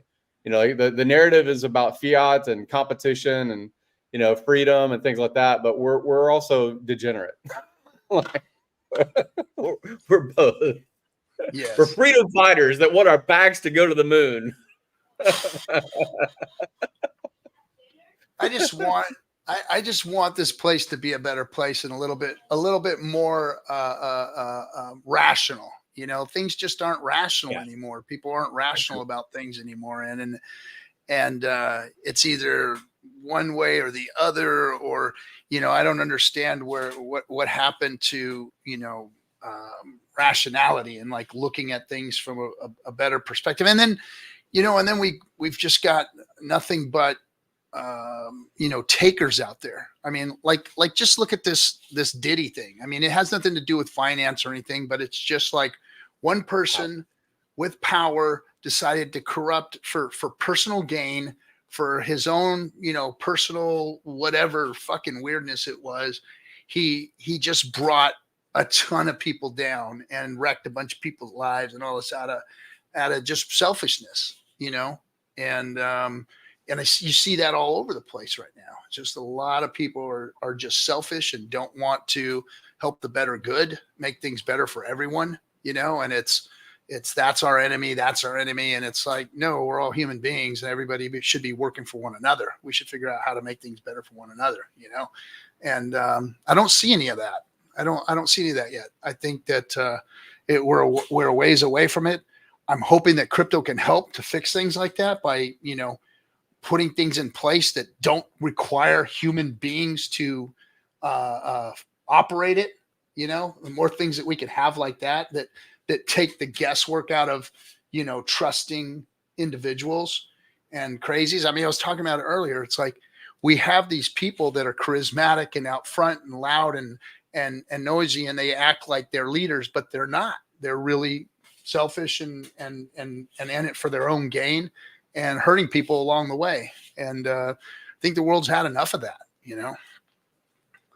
Yeah, cynicism. It's interesting.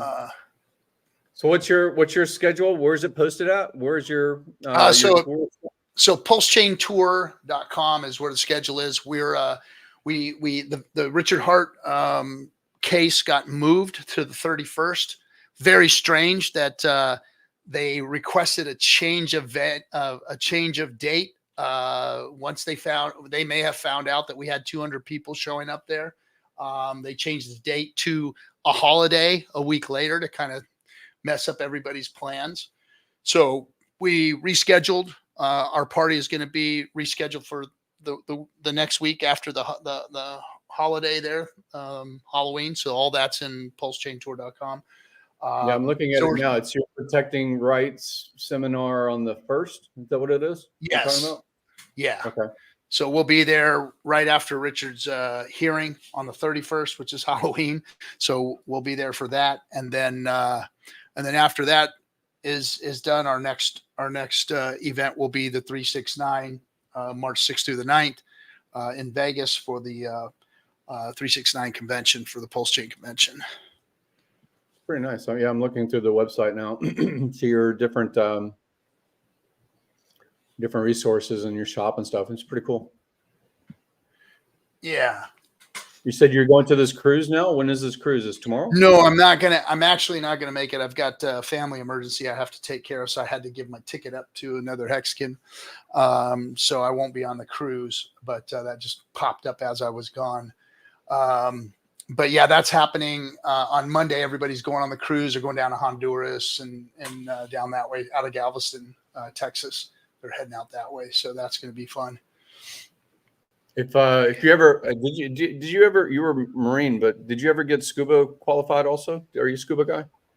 Yeah, I'm scuba qualified. I've been scuba diving since I was a kid, and lobster diver and whatnot. Do a lot of night dives, but haven't been recently. Lobsters aren't deep anymore, so we've been just short diving for them. That actually next weekend is, October 1st weekend is their. It's this weekend, right? Yeah. When's October 1st? This weekend? I only bring it up because you said Honduras, and off of the coast of Honduras are a set of islands called the Bay Islands. Specifically, one is called Roatan.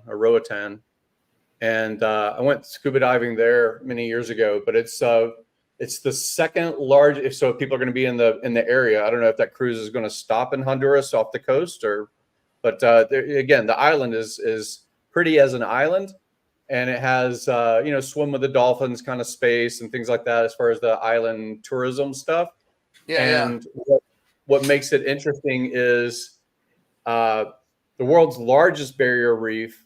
It has all the amazing colorful fish and things like that. Sharks as well, great white sharks, is off of Australia. Yeah. But the second largest in the world is there through the Bay Islands off of Roatan. And really? It makes it really interesting, especially if you're a diver. People go, I went for like 2 weeks, and I went on something like 30 or something dives because you can, in the same dive, have a night dive. You can plan a night dive, even though it's midday. And because the barrier reef itself, something like 100 years ago, there was an earthquake, and the earthquake broke up the barrier reef in different sections. Like it broke space in between the reef. And then over the past 100 years, that top level has grown back together with coral. And there means that there's tunnels all through the reef. Oh, sure. And it's amazing because you can be, again, midday on a dive. And if you want to see the surface animals, you see all the surface colorful fish. But if you want to see night, like a lot of octopus and a lot of different night animals, they're inside the tunnels. It's just really impressive. Even if you go to Google and just look at the pictures of it, of the barrier reef and the gaps and divers in it, you'd be impressed. You're like, wow, this is amazing. It's one of the more impressive places I've dove in the world. Nice.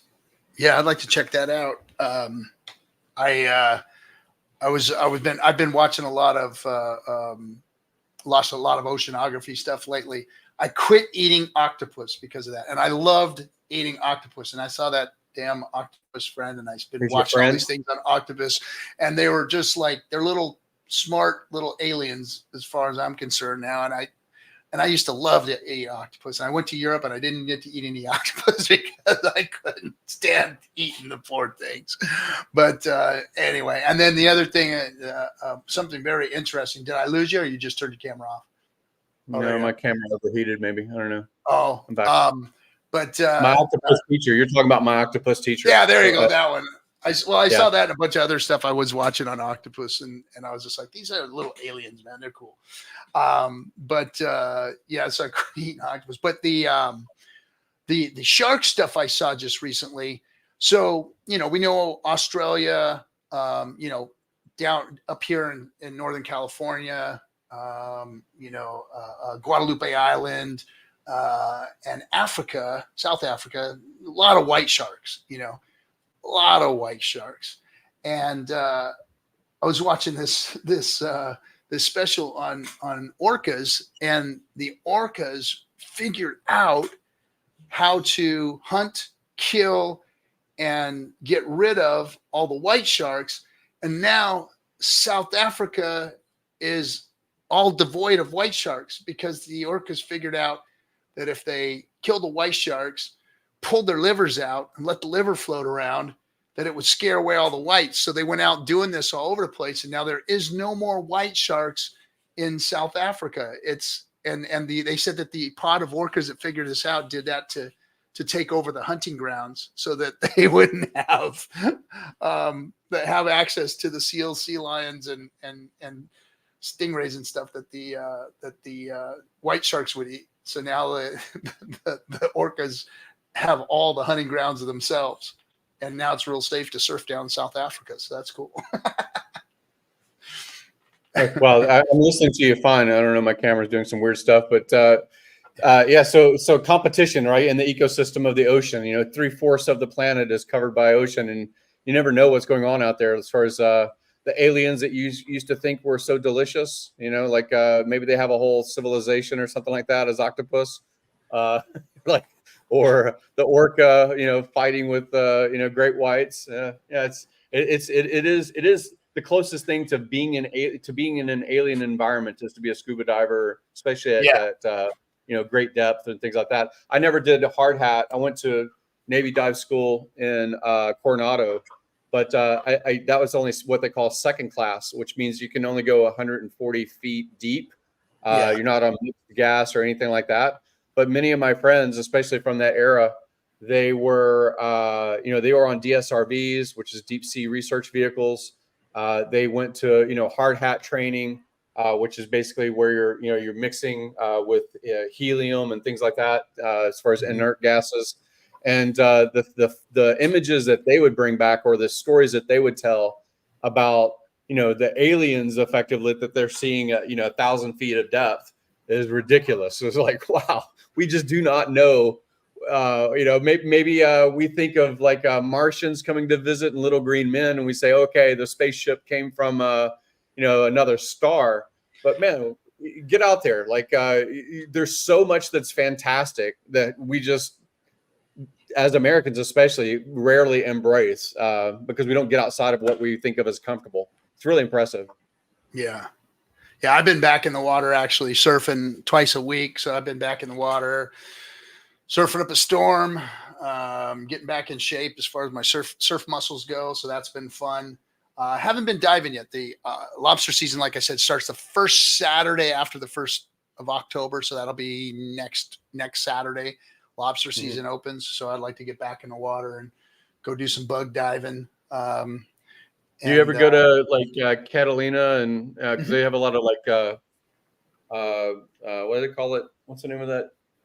It's like a conch or whatever. It's very popular to eat. I forgot the name of it. Well, they have a lot of lobster. You're probably talking about the abalone. Abalone, yeah. So the black abalone and they have a lot of like little sharks, nurse sharks and lemon sharks and things like that are interesting just to see. But friends of mine used to go abalone diving there pretty often, and they always like what they found. Yeah, well, lobster. I know that they do lobster off of. Is it Catalina and Santa Barbara? It's the 3 islands there. I forgot the name of the island. San Clemente, Santa Barbara, St. Nicholas, Coronado, and also Catalina. Yeah, San Nicholas.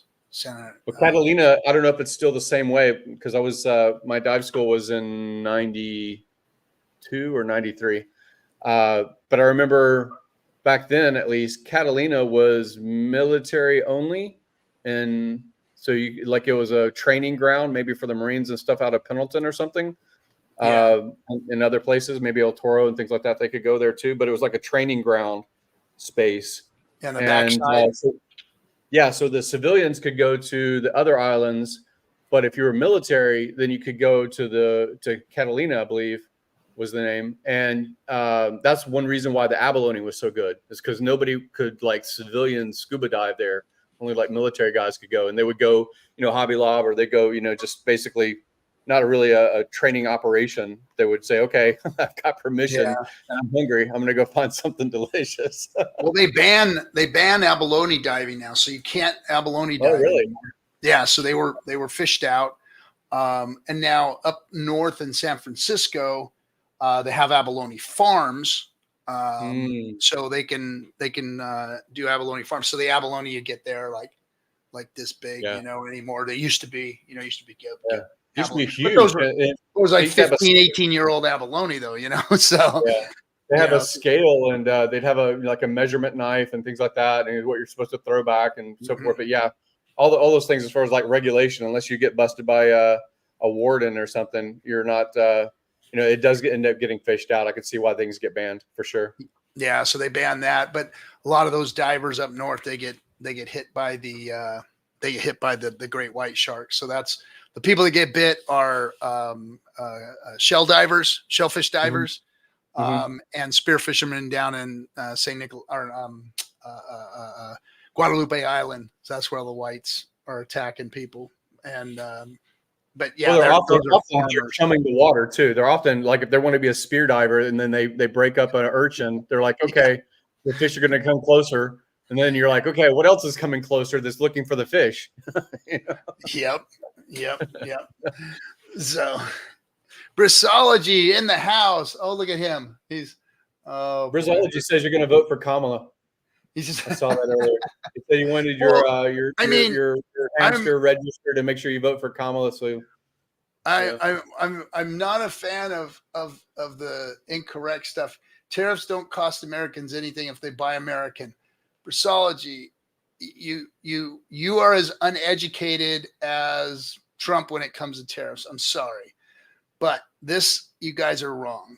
Tariffs affect everything, because guess what? Let's take a Harley Davidson, for instance. Harley Davidson is an American motorcycle, right? American motorcycle. Buy American. Buy a Harley. No. A Harley is mostly made in China. All of its parts are made in China. And guess what? All the tariffs that hit those parts that go into that Harley Davidson end up costing you, the consumer, more. And yes, you're right. If you buy American, but you got to find something that is completely American in order to buy. So obviously Harley Davidson would be off the table. And a lot of American cars too are either made in other countries or have parts from other countries. So your tariffs affect all those things, man, just to let you know.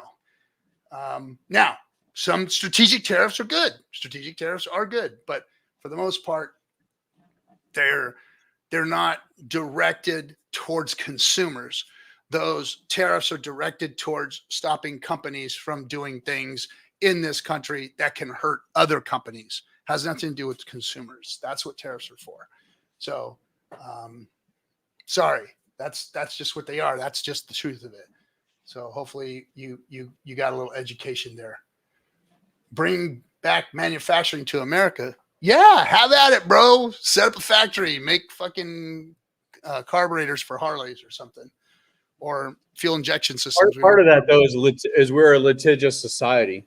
So our litigious society makes it, it makes it safer for workers not to be crushed. It makes it less toxins in the water, and we basically have the cost point. Whether you say about the Harley Davidson or not, we have the cost point low because labor is low, sure, in other countries, but also they do not have the same litigious society. They do not have the same recourse when they're harmed.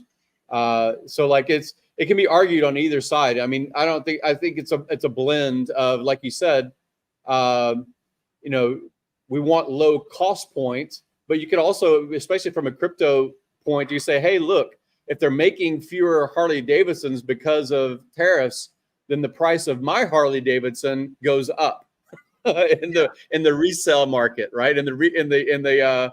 My collector Harley from 4 years ago is now more valuable because of supply. We saw supply crunch. So we saw that in COVID, where a lot of supply chain disruption made your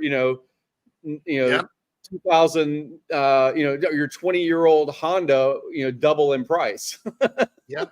Just like Joe, you're wrong, bro. I'm trying to tell you, the Chinese government does not pay the tariffs. The importer of that good pays the tariff. It's a tax on the good so that it can't be, so that people won't buy it here in this country. It has nothing to do with the government of China. You don't understand what a tariff is. Trying to teach you. That's not what a tariff is. Any good, whether it goes into an American product or what, gets taxed coming in. So the buyer of that product, the consumer, whether it be a company or an individual or a consumer, gets taxed on that. That's to protect businesses, business to business here in the US. So please understand that. That's what the tariff is for. The confusion in this is driving me nuts. Would you change your position about the benefit or negative elements of a tariff if, immutably, trackably, transparently, my cynic says that that's not possible, but like you said, okay, we're going to pay a tariff, but it also reduces my income tax. My tax goes down proportionally to the tariffs that I would pay, because the cynic in me says tariffs don't work, because when you pay, like you said, the importer has to pay the tariff, where does that tariff money go? It simply goes to government misspending and misallocation, malinvestment. Well, there's no deterrent if you remove it from the tax base. There's no deterrent. You know what I mean? So, like, if you say, "Hey, if I pay the tariff, then I can get it write off on my taxes because I paid this much tariff tax," then there's no deterrent for the person not to buy that product from that country. So there's no stopping that country from importing. So so it's good strategically to protect U.S. businesses, but it doesn't protect the consumer. It doesn't help the consumer at all. Well, again, I'm all for people being successful and buying the products or services that they want to with their money. I like the freedom of being able to choose. And there's a reason that I don't have a $100,000 wristwatch. It's because I don't value a $100,000 wristwatch, but other people do. So I don't say don't buy wristwatches with your money. Do it if you want to. It's just not for me. So my decision as a product or service buyer, consumer, is individual. And I could say that, if someone wants a Harley Davidson, they want a fancy truck, they want something that's imported, a Ferrari from Italy, and they say, okay, I want that. The tariff doesn't really make a difference, I don't think. I think that, again, it shrinks the supply. Market signals are what decide price, because you need accurate price to decide if you're going to make investment, especially long-term investment of several years, to ramp up production, or if you're going to remove investment and shrink production to match the demand. So, like, it's complex. Tariffs are complex. It's not. I don't think there's one paragraph that it can say that it's good or bad, because it's complex. No. It works in situations, and then, like Joe just said, you're right. They do underwrite or subsidize some of those taxes for certain companies for certain things. Not all of them. Don't forget, you can't just blanket statement that either. It's not all companies get underwritten by the Chinese government.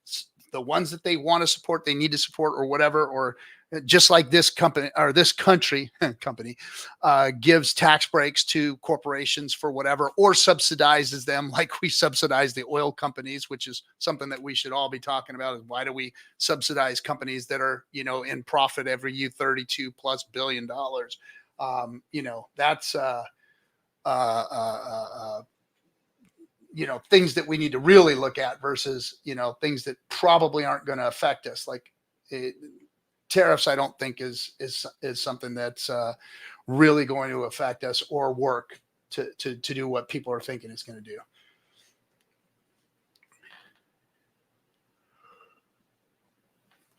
Yeah, it's you want to spark it. So how long do you think it would take? We had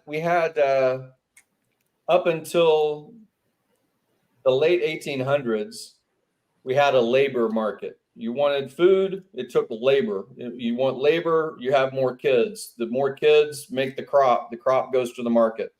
The more kids, the labor market basically set the price. How many calories it takes to raise a family of 10, things like that, right?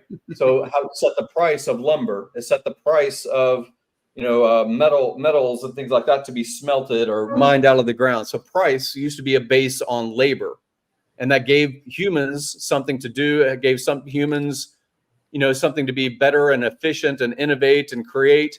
And so all of the inventions of the late 1800s that really powered what became the industrial era, right? Where you had steam, you had coal and oil that converts into internal combustion. You had all of these inventions of, Edison and things like that. Tesla. Did I lose you?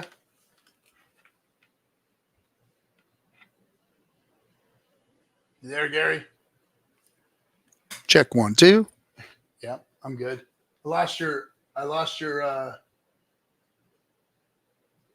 volume there, Gary. Did you hit the mute button? You don't look muted. All right, everybody. I lost Gary. But anyway, it has been a couple hours, and we are getting very political here. I hate politics. Really, really hate it, especially during this time when everything's up in the air, everything's getting weird. People are getting all upset, and politics ain't what it used to be. Like, it used to be like, okay, an argument before here and there. Now, and fuck you and your fucking parties. Red party, blue party, Trump, Kamala, fuck you all, man. I'm tired of that shit. No one thinks anymore, like, rationally what matters to people. They want to pick a side. I ain't picking no goddamn side. I believe in the things I believe in, and you guys out there picking a side like it's some kind of a football team or something are pretty much, I think, idiots, to be honest. Like, look at the causes. Look at the reasons why people are doing what they're doing. Look at what the human beings are doing in power, and go with that, man. Why does anybody that's on one team or the other have to be? So there's got to be something wrong with them. I've never gotten that. I don't understand that. And some of you guys are fucked up for thinking that, I ain't on any team, it's about what's right and what's wrong and what's good for our country, what's good for us, what's good for people in general.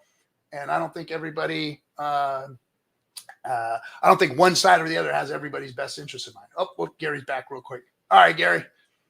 Yeah, I'm sorry. I know you're about to shut down. I heard part of it, but yeah, my laptop died. All I was saying is, I think we're entering a new era of invention and innovation, especially with AI, like hyper speeding production or things like that, service, especially in the intangible world. And we had that boom in the industrial era. We had that boom with, like, earlier in time, like irrigation, how to produce food, instead of being hunter gatherers, things like that. We had the invention of what is fiat or a ledger, clay tablets that became coins, that became, all these ideas about what is money. And then we had the industrial era, where we convert fuels into replacing labor effectively, and mass production as far as like factories. We're quickly in first world countries going to have to find something for humans to do. Like we had Tesla robots that are running the factories to build the products that you want. Then, like, the cost is going to change. That's going to, it can be chaotic, because then more humans don't have anything to do, and devil in idle hands can be a problem, right? So we're going to have to figure something out. I think in my lifetime, this is going to change. I still like, I like South America, and I like Asia. I like Eastern Europe, places like that, where, some of these things are less touched by, the changes we're going through in the United States. But, we're going to have 300 million people are going to have something to do in the next 10 years, Go to Mars, man. We got to all go to Mars. Yeah. All right, my brother. Thanks for coming, man. Oh, hold on one second. He wants to come on and talk about postcards real quick. Hey, everybody. Echobuilder's here. What's happening, buddy? Hey, not much. Happy Friday evening to you, and whatever it is for you, Gary. I wanted It's to talk. morning time. I'm 12 hours or so, 11 hours difference. So it's morning for me. Sweet. I wanted to say that over there at Hex Postcards, we've got a new design competition, and I'm sad to say that the deadline for that is coming up very, very soon on the 30th. And this time it is hosted by Silver the Antidote. Silver tweeted this last week, hey, I've got $10,000, something like that. I'd like to hear everybody's ideas of how we could expand crypto education or any sort of good thing for the community. Everybody that's connected to him, Silver the Antidote. You might know him from the wallet searches that he helped us do throughout the years, really. Let's see. Hex Postcards got his ear just by tweeting back and forth. And so he said, well, hey, how about I fund the next design competition? So he put up $500. So that'll be split up for the first, second, and third. So $250 if you win first prize during this thing. And check out the webpage would be hexpostcards.com/contest. And so we're just continuing to add to all the designs that come in and continue to spread the awareness that we've got the Patreon and we accept donations on PulseChain and Ethereum. And so I just wanted to come on here and tell everybody that this was available in case it is that you haven't seen it tweeted out there or seen it inside the Telegram chats. So our chat room is Telegram, let's see, t.me/hexpostcards. We'll put it. We'll make sure it gets put in the description there so everybody can tap in and make sure they get to the deadline by the 30th. If you guys want to participate, want to put your design out there, maybe win some bucks, go ahead and get on there. We'll go to Hex Postcards /competition. You said / let's see, hexpostcards.com/contest. Contest. And so this is the fourth contest that we've created.